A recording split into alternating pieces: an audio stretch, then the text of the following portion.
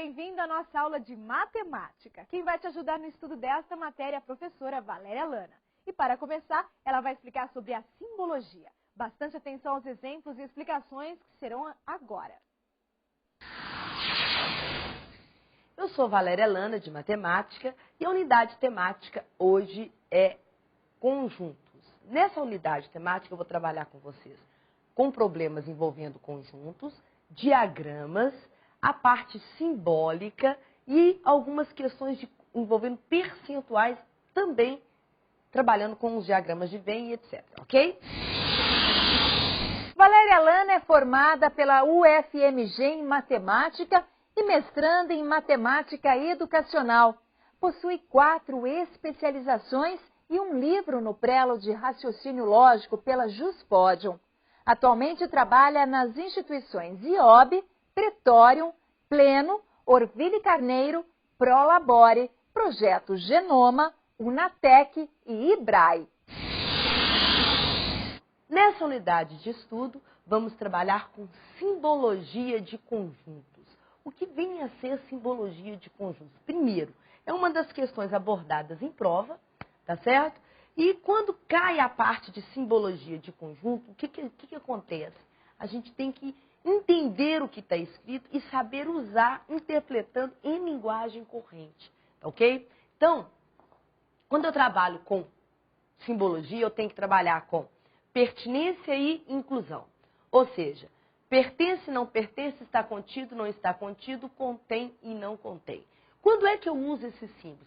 Depende do que eu estou trabalhando. Quando eu trabalho relacionando, exatamente, presta atenção, elemento com conjunto, eu tenho que trabalhar com a pertinência.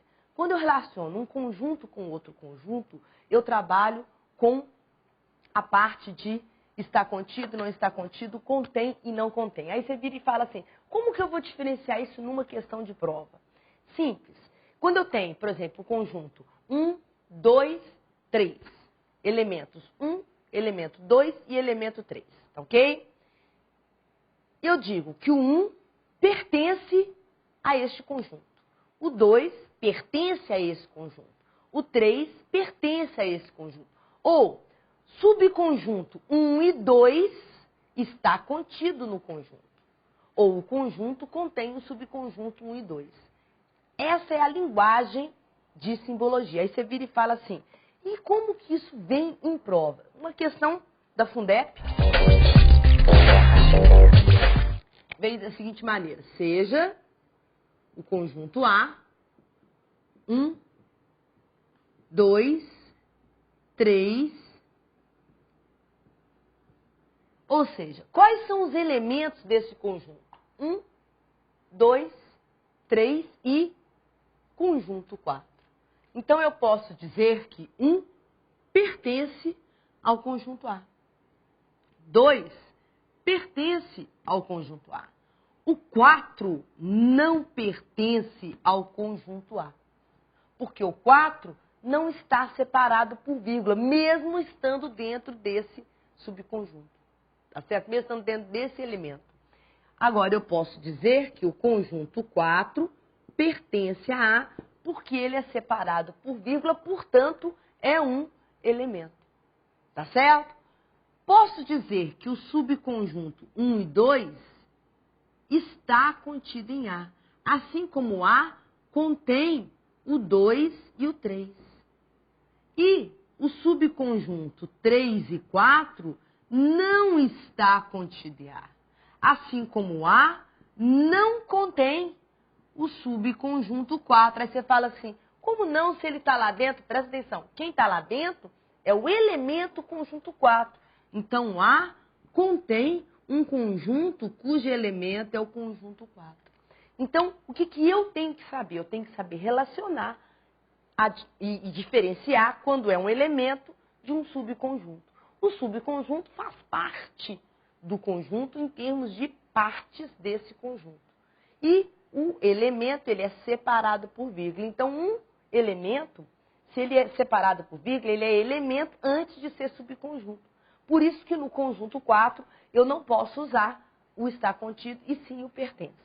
Tá certo? Outra simbologia que eu uso, tá certo? e que você tem que saber e memorizar é a união, a interseção e a diferença. Tá certo? Como que eu trabalho união, interseção e diferença? Primeiro você vai transformar isso em linguagem. Escuta você falando. União. Quando eu falo conjunto A ou conjunto B. Olha o nome.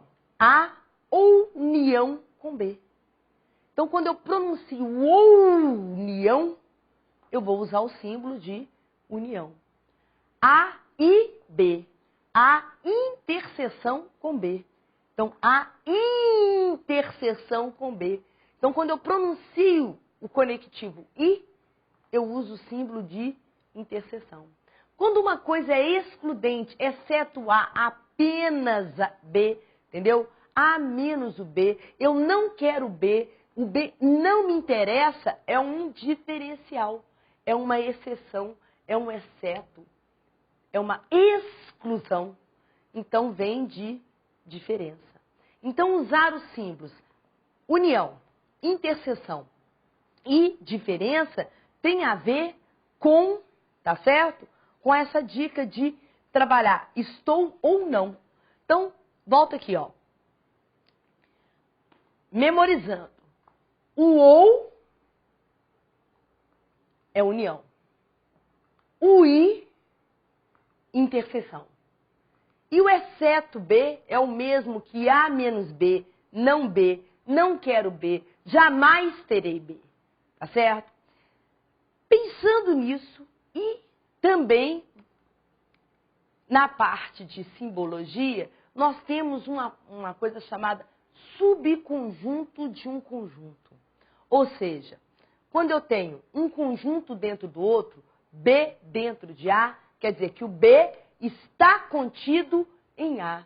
Ou seja, o A contém o B. Se o B está contido em A, ele é uma parte de A. Ele é um subconjunto de A. E se ele é um subconjunto de A, tá certo? Eu posso agrupar ele ou outros subconjuntos. Do que eu estou falando? Eu estou falando do número de subconjuntos que tem um conjunto. Um número de subconjuntos que tem um conjunto nada mais é do que 2 elevado a n. Então, se eu te perguntar quantos subconjuntos tem o conjunto A, você olha quantos elementos tem o conjunto A e aí eu vou ter o total de subconjuntos de A. Então, se eu tiver um conjunto A do tipo, tá aqui, ó. 1, 2, 3, ao invés de agrupar um por um, como assim agrupar um por um? Como é que você agruparia um por um?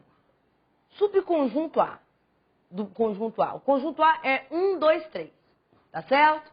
Então eu tenho conjunto vazio, é um subconjunto. Subconjunto 1, subconjunto 2, subconjunto 3, tá certo? Subconjunto 1 e 2, subconjunto 1 e 3, subconjunto 2 e 3. E o subconjunto 1, 2 e 3.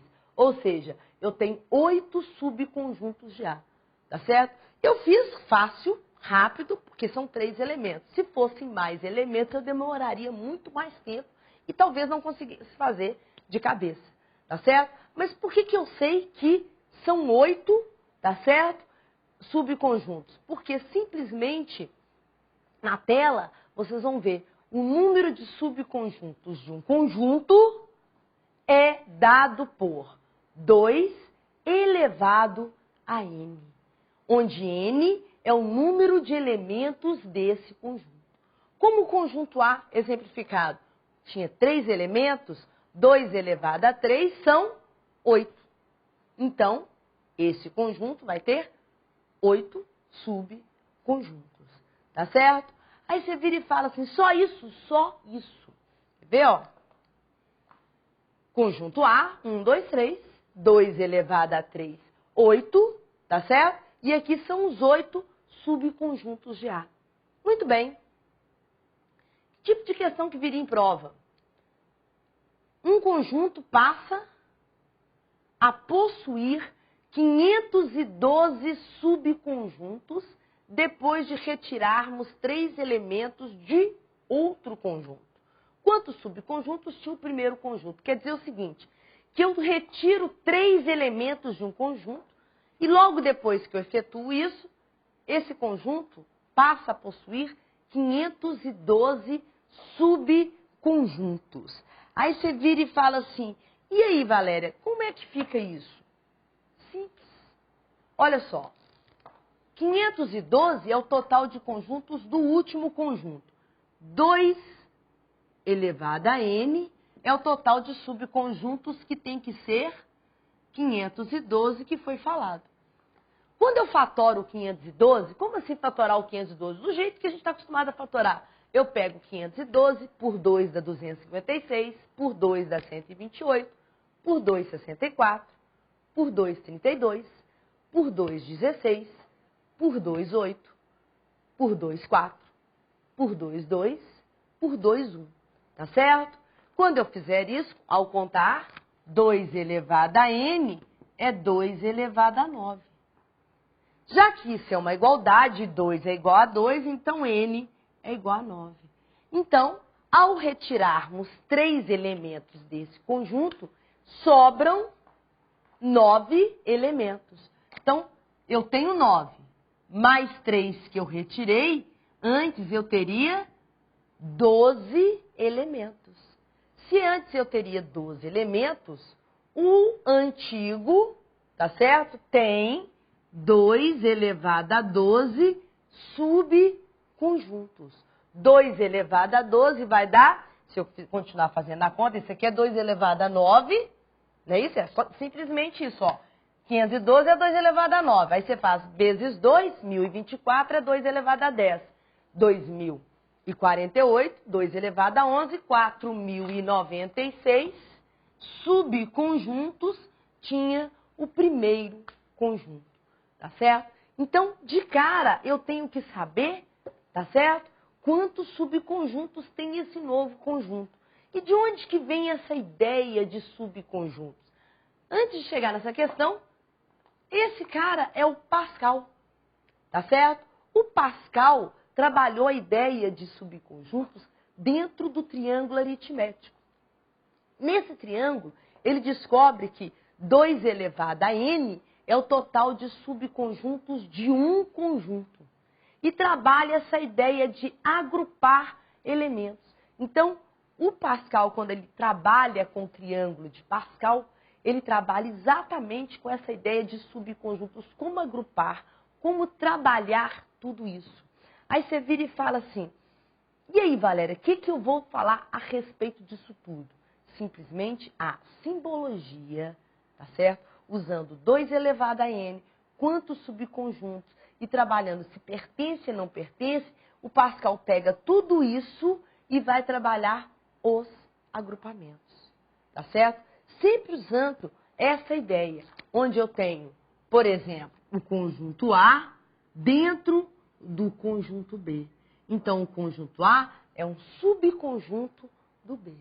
Resumindo, A está contido em B, assim como B contém A. A é uma parte de B. A é um subconjunto de B. Se o A tem o elemento 1, o elemento 2, o elemento 3, então eu digo que o 1 pertence a A, que pertence a B. O 2, o 3, o 4, por exemplo, não está no A, mas está no B. Então, 4 não pertence a A, mas o 4 pertence a B. Ok? E não esquecer, por exemplo, que ali o A tem 3 elementos, então ele vai ter 8 subconjuntos, porque 2 elevado a 3 são 8. O B tem 4 elementos, então ele vai ter 16 subconjuntos, ou seja, 2 elevado a 4. Tá certo? A gente fica por aqui. Um beijo no seu coração e até a próxima. Logo aqui na aba acima você pode participar do nosso fórum. Ele é um espaço de interação entre você, os outros alunos e os orientadores de aprendizagem, em que você pode compartilhar suas dúvidas e esclarecê-las com os demais participantes do curso. Aproveite!